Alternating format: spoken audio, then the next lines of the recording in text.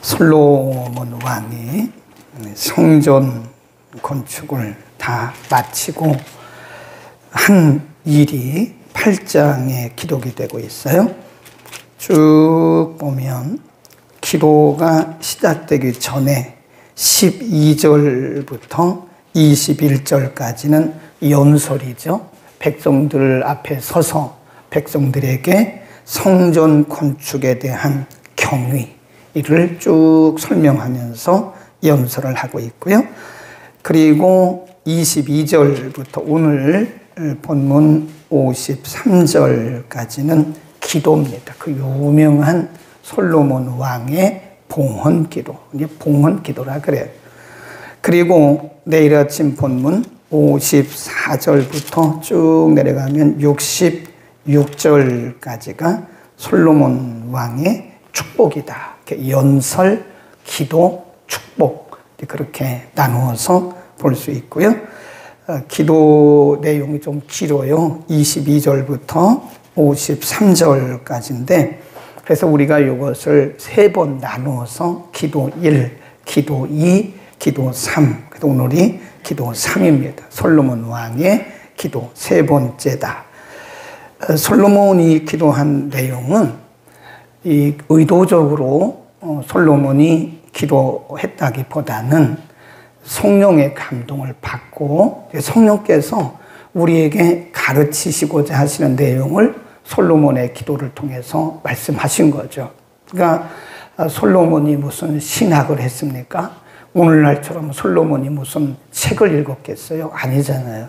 그러니까 성령의 감동을 통해서 이런 기도를 하게 하시고 이 기도의 내용을 예수님 오실 때까지 성경에 기록하게 하심으로써 교회가 뭐냐? 성전이 뭐냐? 기도는 어떻게 해야 되는가를 가르친다. 33절부터 보면요. 이렇게 기도해요. 솔로몬이 기도하기를 33.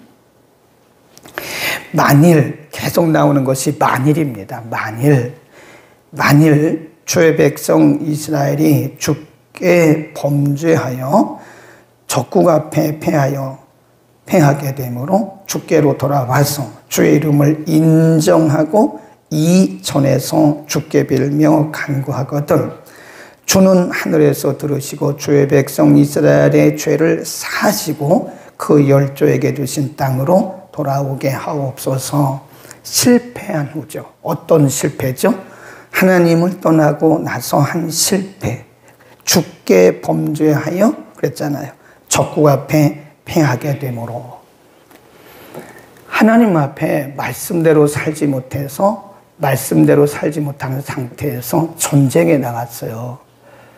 물론 이길 수도 있지만 하나님이 패하게 하셨다는 거예요. 그러면 패한 실패를 통해서 우리가 하나님 앞에 범죄해서 전쟁에서 졌구나 라고 하는 것을 깨닫는다는 거예요. 깨닫고 하나님 앞에 돌아와서 기도하거든 하나님 저들의 죄를 용서하여 주세요 라고 기도하는 거죠.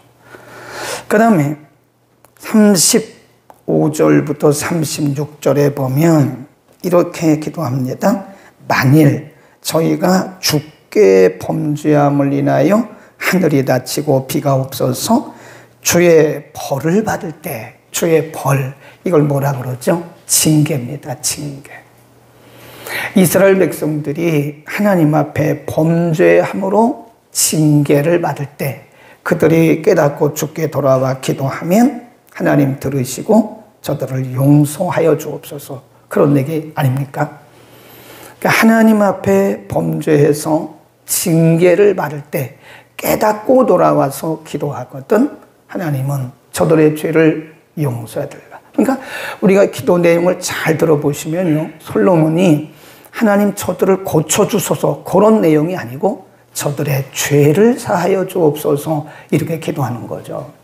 순서가 좀 다릅니다. 그 다음에 37절 보면 이렇게 기도하죠. 37, 38입니다. 만일 이 땅에 기근이나 온역이 있거나 또 곡식이 시들거나 깐부기가 나거나 메뚜기나 황충이 나거나 적국이 와서 그들의 모든 성읍을 에워싸거나 무슨 재앙이나 무슨 질병, 이거를 우리가 재앙이라고 그래요. 재앙. 재앙의 때에 그렇게 말했죠. 이스라엘 백성들이 자기 마음에 재앙을 깨닫고 이 전을 향하여 손을 펴고 무슨 기도나 무슨 간구를 하거든 39 주는 계신 곳 하늘에서 들으시고 뭐 해달라고 그래요? 사유. 그러니까 지금 솔로몬이 제일 먼저 언급하는 것이 용서입니다. 용서. 하나님, 이들의 땅을 고쳐주세요라고 기도한 것이 아니라 저들의 죄를 용서해 주소서. 매번 솔로몬의 기도는 근본적인 문제는 하나님과의 관계라는 거죠. 그래서 저들의 죄를 사유하여 주시고 라고 말해요. 이런 것을 보면요, 오늘날도 우리가 살다 보면 우리가 실수가 왜 없겠어요? 우리가 왜 범죄하지 않겠어요? 범죄하거나 우리가 하나님 말씀에 불순종해서 어떤 문제가 아니면 하나님의 징계가 왔을 때 징계 자체를 위해서 기도하지 말라는 거죠. 그러니까 우리는 대부분 어떤 몸이 아프면 병을 고쳐달라, 어떤 문제가 생겼으면 문제를 해결하려고 그렇게 기도하잖아요. 근데 지금 솔로몬의 기도를 통해서 우리에게 가르쳐 주는 것은 그 이전에 하나님과의 관계가 먼저 회복이 돼야 된다는 거죠. 네, 사유, 하나님 죄를 용서해 주시고, 계속 하시는 말씀이, 솔로몬을 통해서 하시는 말씀이 저들의 죄를 사유하여 주시고. 그러니까 이런 거를 보면 우리가 좀 깊은 기도로 나아가야 돼요. 근데 근본적인 문제는 하나님과 우리와의 관계인데, 우리는 이 관계는 신경 쓰지 않고 자꾸 현상만을 가지고 현상을 고쳐달라고 말하는 것은 이 부분이 아직 해결이 안 됐다는 거죠. 어떻게 보면 이 부분이 해결이 되면 현상적인 부분은 자동적으로 해결이 될 수도 있다라고 하는 겁니다. 그러니까 더 깊은 기도라고 하는 것은 눈을 감고 깊이 들어가 물론 그런 것도 있지만, 깊은 기도라고 하는 것은 하나님과의 관계를 먼저 회복하라는 거예요. 하나님과의 관계가 회복되지 않고는 현상적인 문제는 일시적인 것뿐이다 하는 것을 우리가 반드시 알아야 되고요. 그 다음에 쭉 내려갑니다. 41절로 갑니다. 심지어는 솔로몬이 기도하기를 또 주의 백성 이스라엘에 속하지 아니한 자, 곧 주의 이름을 위하여 먼 지방에서 온 누구래요? 이방인. 이방인들조차도 41 저희가 주의 광대한 이름과 주의 능한 손과 주의 펴신 팔의 소문을 듣고 와서 이 전을 향하여 기도하거든 주는 계신 곳 하늘에서 들으시고 그러잖아요. 이방인의 기도도 하나님 들어주세요, 그런 거죠. 그러니까 우리가 이사야를 통해서 말씀해 주신 성전의 기능에 대해서 말씀했잖아요. 예수님도 이사야 선지자의 말을 인용한 거예요. 예수님 뭐라고 그랬죠? 내 집은 만민의 기도하는 집이다. 이사야 선지자를 통해서 내 집은 만민이, 만민이란 말은요, 모든 자를 다 포함하는 겁니다. 그러니까 교회는 믿는 자들만 와서 기도하는 게 아니에요. 누구라도 와서 기도할 수 있는 곳입니다. 교회는 만민이 오는 곳이다. 이게 제한하면 안 된다는 거죠. 우리 믿는 사람들끼리만 모여서 기도하는 것이 아니고 누구든지, 솔로몬의 기도를 통해서 가르치잖아요. 이방인들이, 멀리 사는 이방인들이 하나님의 그 위대하심을 깨닫고 이전에 와서 하나님을 인정하거든 하나님 이전에서 그대의 기도를 들어달라고 그런 거예요.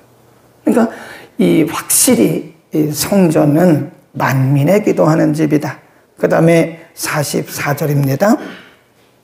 44 주의 백성이 이 그 적국으로 더불어 싸우고자 하여 주의 보내신 길로 나갈 때 저희가 주의 빼신 성과 내가 주의 이름을 위하여 거기에 한 전 있는 편을 향하여 건축한 이 전을 향하여 여호와께 기도하거든 주는 하늘에서 저희의 기도와 간구를 들으시고. 그래, 이것은 앞으로 되어질 일이죠.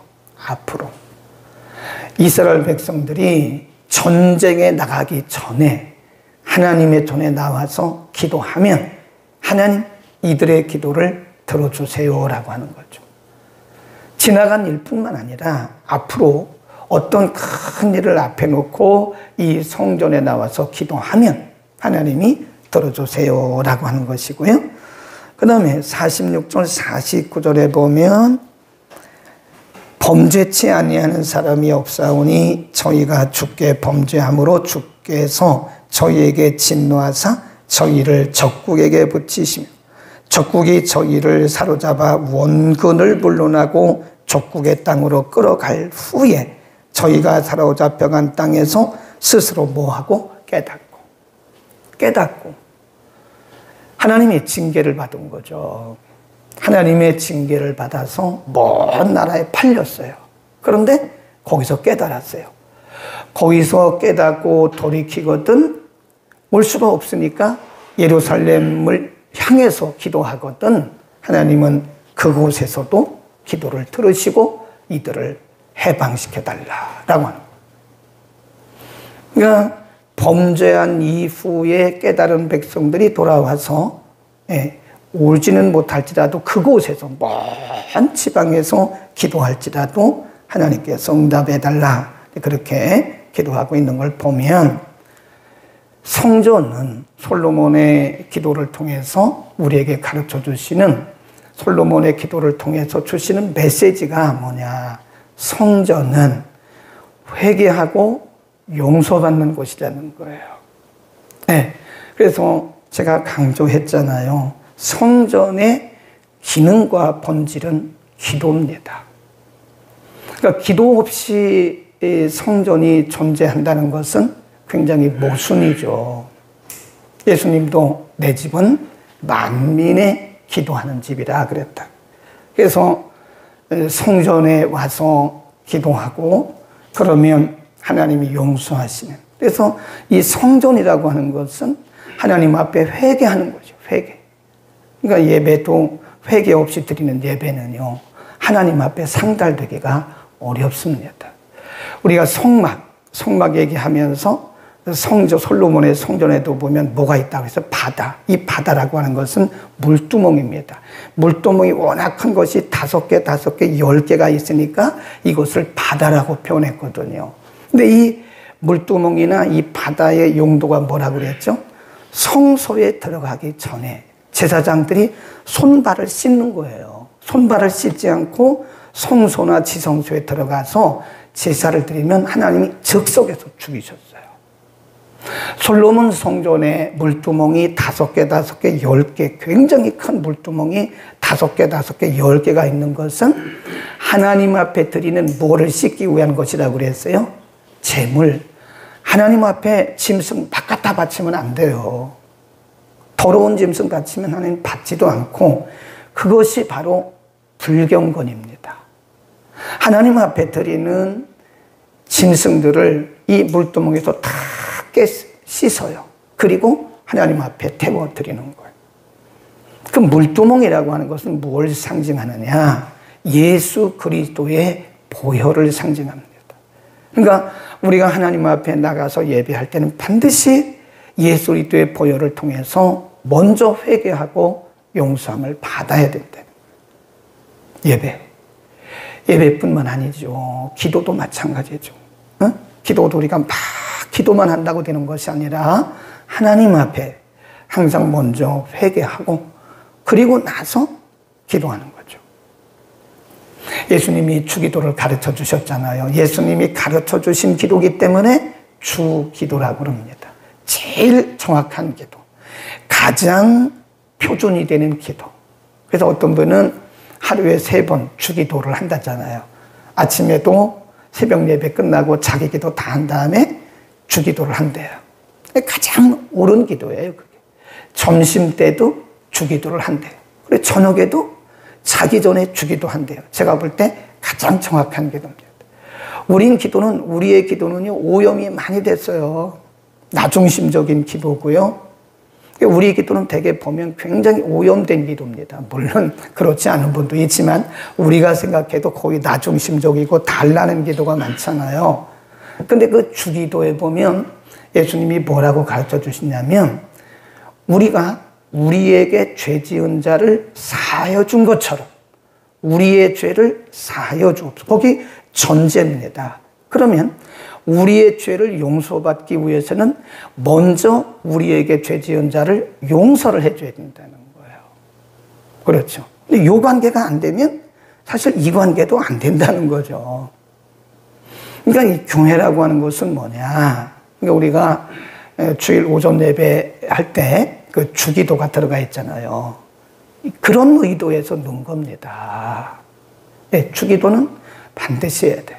우리 기도가 잘 안 될 때는요, 그냥 주기도만 해도 돼요.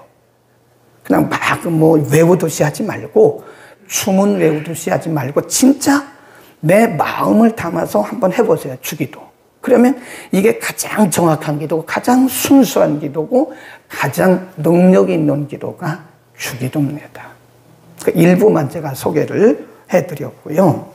그 다음에 성전이 뭐냐? 성전은 성도의 일상이다. 하나님의 백성들의 일상입니다. 거기 나오잖아요.